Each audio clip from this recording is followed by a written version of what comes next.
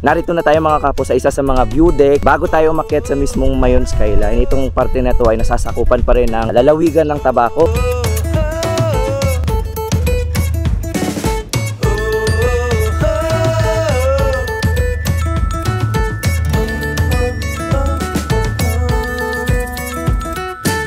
Tignan nyo naman mga kap kung gaano kainit yung pagtanggap sa atin dito ng lahat ng mga taga-Bato.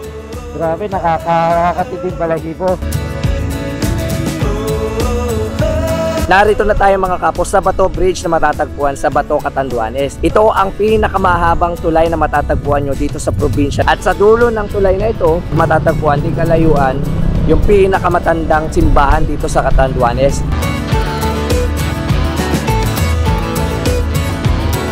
Ayun, yan yung mga abaka nila mga kapo. Ayan, nakasabit, pinapatuyo nila yan. Kung hindi nyo po natatanong, Bicol ang may pinakamalaking supply ng abaka sa buong Pilipinas. At dito sa Catanduanes, ipinagdiriwang ang Catanduanes Festival or mas kilala sa Grand Abaca Festival. Dito natin makikita yung isa sa mga kilometer zero dito sa Pilipinas. Asan ba yun? Asan yun? Asan yun? Ito na!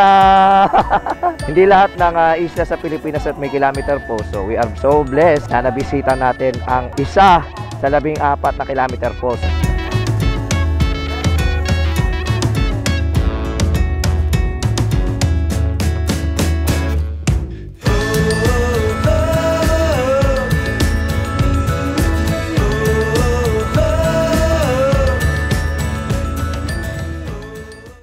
Ciao ragazzi! Ako nga pala si Capo, Ride Your Life PH, and welcome sa ating panibagong motorcycle adventure. And today's episode is a very special episode dahil kasama ang buong Philippine Motorcycle Tourism Team ay sabay-sabay namin ipopromote itong napakagandang probinsya ng Bicolandia. At dito sa mismong Proxy Hotel, dito sa may Legazpi Albay magiging starting point namin at iikot kami dito sa probinsyang ito. Pagkatapos nito ay tatawid tayo sa probinsya ng Catanduanes. So maraming salamat sa Philippine Motorcycle Tourism and Tourism Promotion Board of the Philippines. So tara, let's go!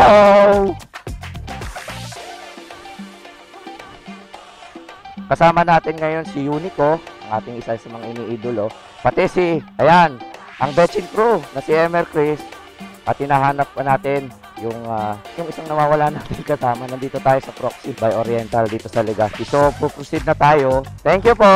So, puproceed na tayo mga kapwa doon sa may Mayon Skyline. Let's go! Hindi man natin to first time makita itong lugar na ito mga kapwa. Ay, papakita ko sa inyo sa muling pagkakataon kung gaano kaganda dito sa Mayon Skyline. 650 meters ay kakaliwa na tayo. At doon magsisimula yung isa sa mga pinakamagagandang adventure natin dito sa Bicolandia. Kakaliwa na tayo dito. Dito na yung papasok ng Mayon Skyline.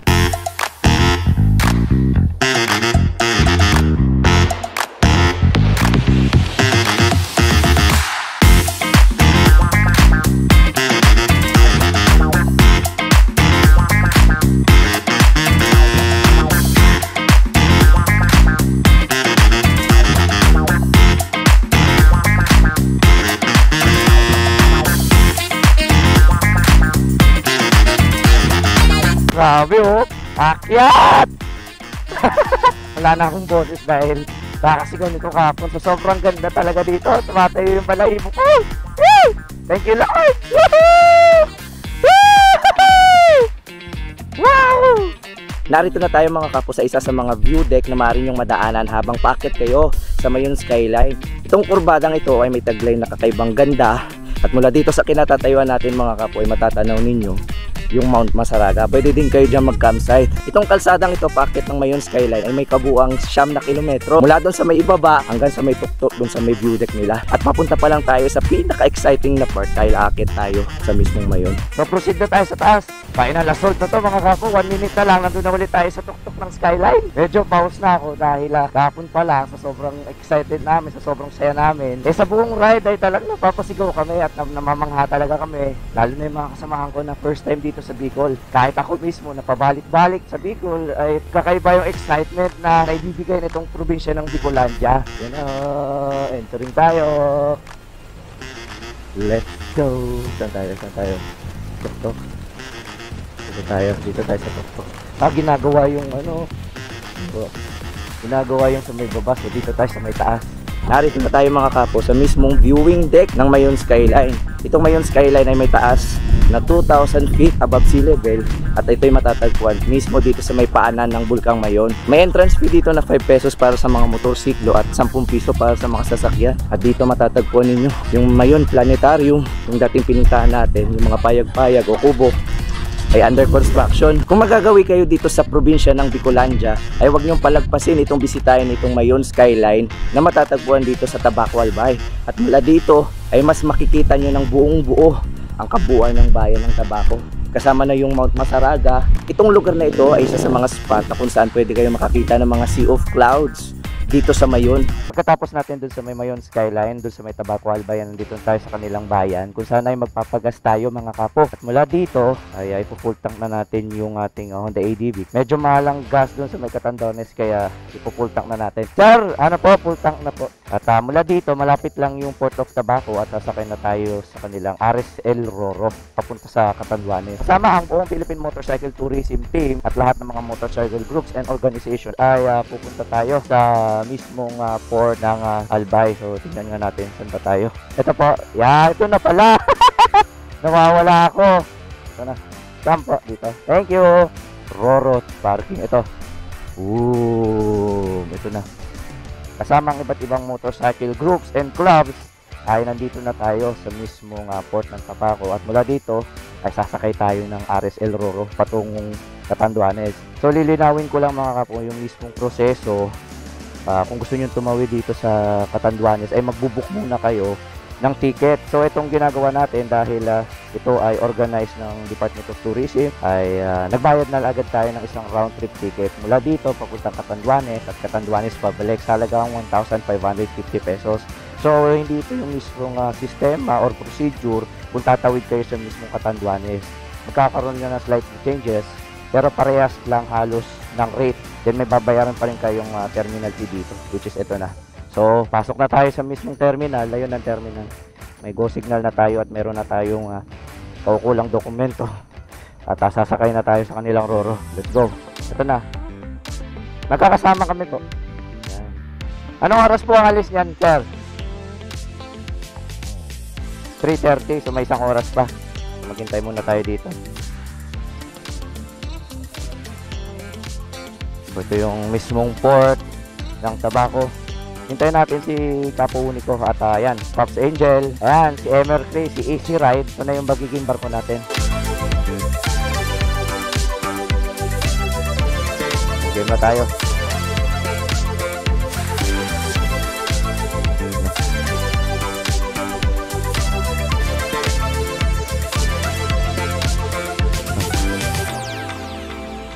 Ayan na.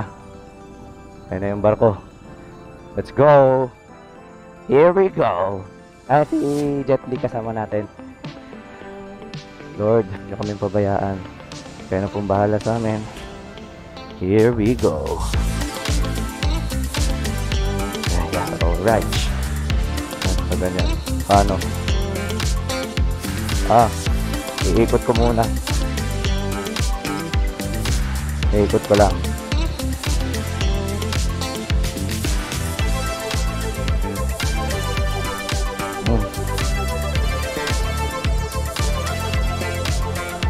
Yan na lang din ako. Pipilitin natin pagkasyahin lahat-lahat ng rider pati mga sasakyan patungo dun sa may Catanduanes. Itong mismong biyahe nito ay hindi typical na biyahe. Ito ay organized ng Philippine Motorcycle Tourism pati ng Tourism Promotion Board. Of course, ng Department of Tourism.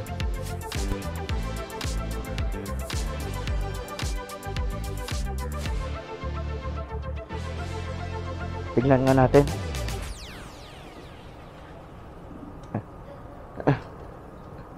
Ay, putik yan.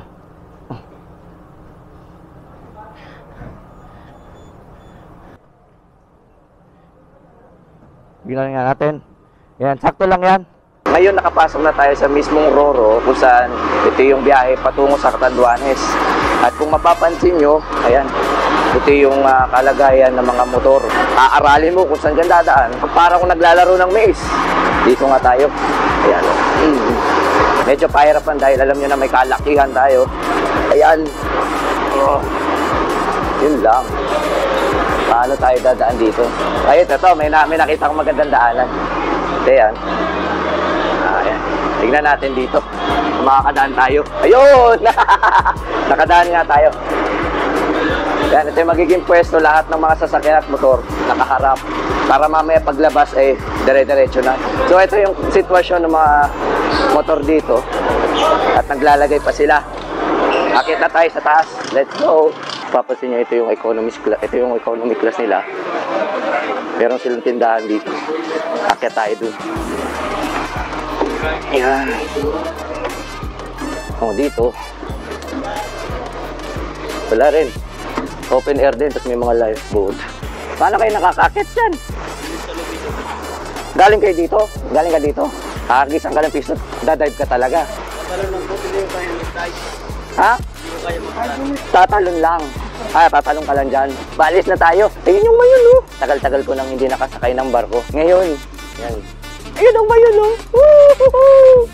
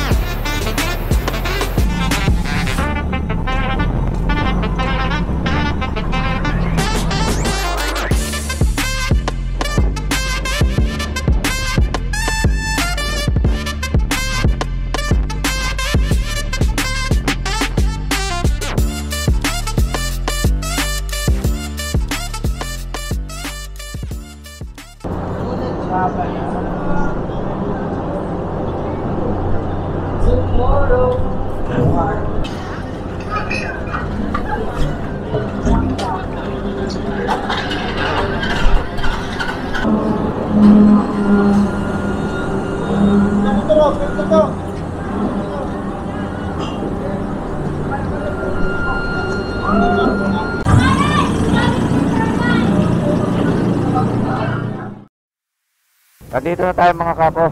At pupunta na tayo doon. So yan, lalabas na tayo.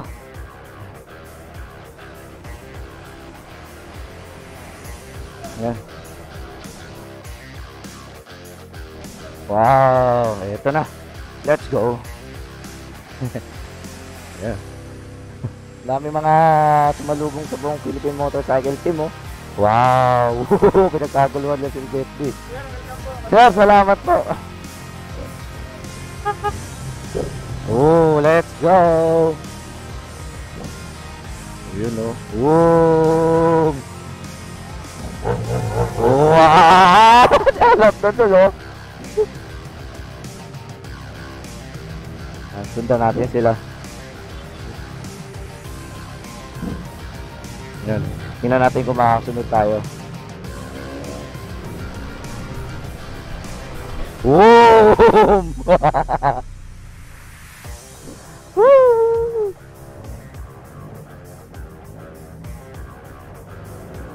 Boom!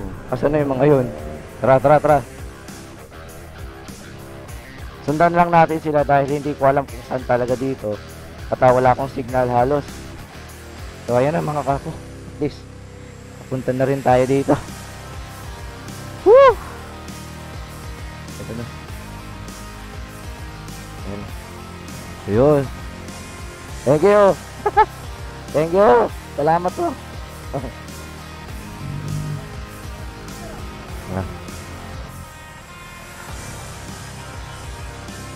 So, kompleto na naman po ang Hapless Loopers. Dito tayo magpapahinga. At bukas magsisimula ang ating masayang adventure dito sa isla ng Catanduanes. So, maraming salamat. Dito ko muna tatapusin ang video na to. So, see you tomorrow.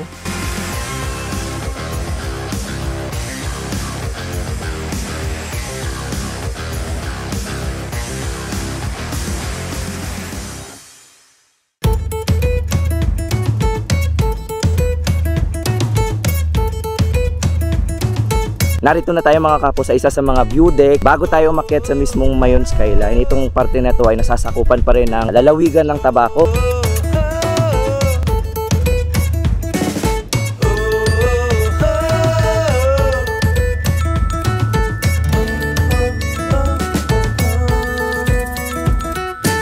Tignan nyo naman mga kap kung gaano kainit yung pagtanggap sa atin dito ng lahat ng mga taga-bato. Grabe, nakakatinding balahibo. Narito na tayo mga kapos sa Bato Bridge na matatagpuan sa Bato, Catanduanes. Ito ang pinakamahabang tulay na matatagpuan nyo dito sa probinsya. At sa dulo ng tulay na ito, matatagpuan di kalayuan yung pinakamatandang simbahan dito sa Catanduanes.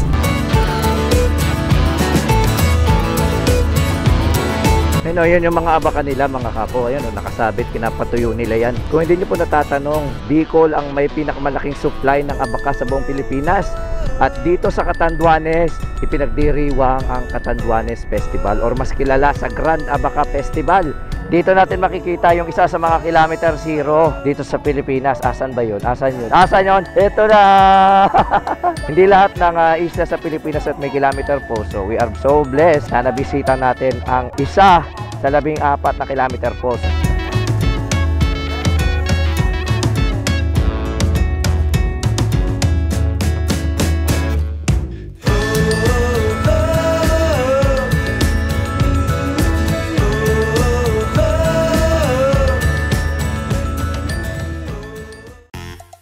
Ciao ragazzi! Ako nga pala si Capo Rider Life PHN. Welcome sa ating panibagong motorcycle adventure. And today's episode ay narito na tayo sa mismong bayan ng Virac, Catanduanes upang i-explore itong Happy Island kasama ang buong Philippine Motorcycle Tourism Team. At dito tayo nag-stay din mga kapo sa may ARDCI Corporate Inn. At pupunta na tayo sa mismong ating meeting point. So let's go! At ayan, nandito na tayo mismong meeting point natin. We are ready to take off. Let's go! Let's go! Philippine Motorcycle Tourism! Woo! Game, game, game! Nandito na tayo sa mismong kabisera ng Catanduanes. Ito na mismo yung municipal hall ng Virac. So papunta tayo ngayon sa may Bato at mula dito ay mahigit 8 kilometers pang ating momotorin at hindi naman siya kalayuan dahil 10 minutes lang naman ang biyahe mula dito sa Virac. So tara, let's go! Tingnan nyo naman yung madadaanan natin kapag pupunta tayo sa may Bato. Ayan oh. Woo! So nasa Bato na pala tayo. Ito yung unang bayan dito sa may Virac. Ayan oo, di ba? Welcome to Bato. So mga kapo, wait lang. May na-confirm ako, wait lang. Kung natatandaan nyo, binisita na natin yung mga kilometer zero post. Una sa Luneta Park at dalawa doon sa may Bataan.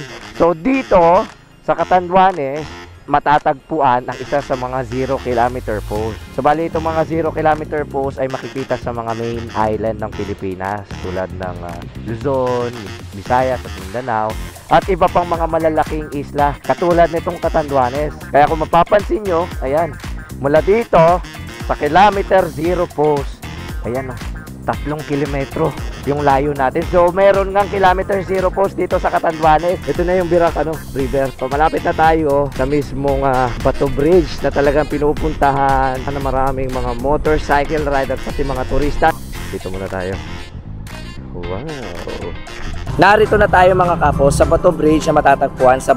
At ito ang kauna-unahang pagkakataon na may bumisitang motorcycle group.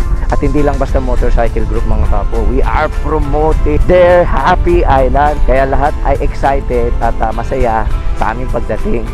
Kaya kung mapapansin nyo, lahat ng tao nakangiti. Kaya siguro talagang binansagan nila itong Happy Island. Talagang ang init ng pagtanggap nila. And alam ko hindi lang ang isla ng Catanduanes ang merong ganitong pagtanggap. Natitiyak ako na meron pang mga probinsya sa Pilipinas na sobrang, ayan o, tignan mo yung mga bata tuwang-tuwa.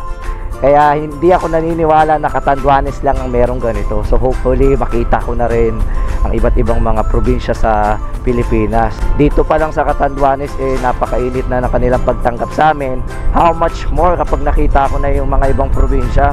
And alam ko na pagdating sa hospitality ay nangunguna ang Pilipino. Kaya na-excite na ako makita ang ibang probinsya sa Pilipinas. Nandito na tayo mga kapo sa isa sa mga historical cave na matatagpuan dito sa Lictin, San Andres, Catanduanes. Tara at silipin natin kung ano nga bang itsura nitong mismong kuwebang ito. Let's go. So narito na tayo mga kapo sa mismong Luyan Cave. Isa ito sa mga historical cave na matatagpuan dito sa San Andres, Catanduanes. Itong mismong kuwebang ito ay nakapwesto sa mismong Mount Victim dito sa San Andres. Noong unang panahon, hindi pa San Andres yung pangalan ng lugar na to. Tara, pasukin na natin. Sabi po,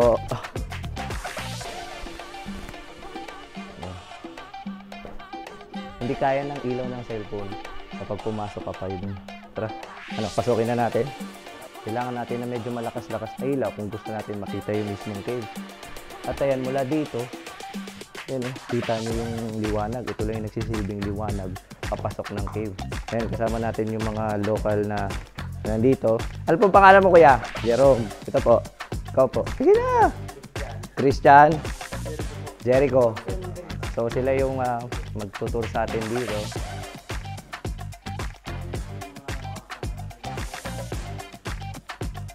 Nakakarinig ako ng pagpatak ng mga tubig dito sa mismong kuwebang ito. At ayan. At may mga daanan dito. Ito. Ito nasa taas. Ayan. At ayan, sa harap natin may nakausling. Ayan. Stalagmite. Hindi ako nagkakamali. Dahil pag itong nasa taas na to at nabuo sa may baba, ang tawag na doon ay column pag nagdugtong na yung stalactite at stalagmite. Noong 18th century, ito yung pinaniniwalaan nilang pinagtaguan ng mga mamamayan ng San Andres na dati ay pangalan ng barangay nila ay Calulbon. At tulad ng mga kuweba sa buong Pilipinas, pinapayuhan ko na huwag kayong titingalan ng nakabukas ang mga bibig dahil malaki ang posibilidad na may biglang tataing mga paniki dito. Galing tayo sa may San Andres at papunta tayo sa Virac, meron tayong madadaanan na tulay na pangalan ay Marcos Bridge. Ito yung dinadaluyan ng ilog ng Virac, Catanduanes. Babalik ako para pakita sa inyo yung itsura nitong ilog na to. Papakita ko sa inyo yung itsura. Ayan, siguro naman kitang-kita nyo to. Lalapitan ko mismo. Ayan, tingnan nyo. Yung tubig nitong Virac River dito sa Marcos Bridge ay, ayan, tingnan nyo, nag-green, no? Or turquoise blue or kung ano mang kulay na yan. Basta ang linis-linis niya. Kulay blue-green siya mga kapo. So, ang linis ng ilog na to. At ayan, no? Hanggang doon yan. At meron ako nakikitang cottage doon. Siguro pwede mag-swimming doon. Itong lugar ng Marcos Bridge ay isa sa mga tulay bago kayo pumunta doon sa may Virac. At galing tayo doon sa may San Andres, papunta na tayo ng Virac sa bayan nila o sa kabisera ng Catanduanes. So, tara na.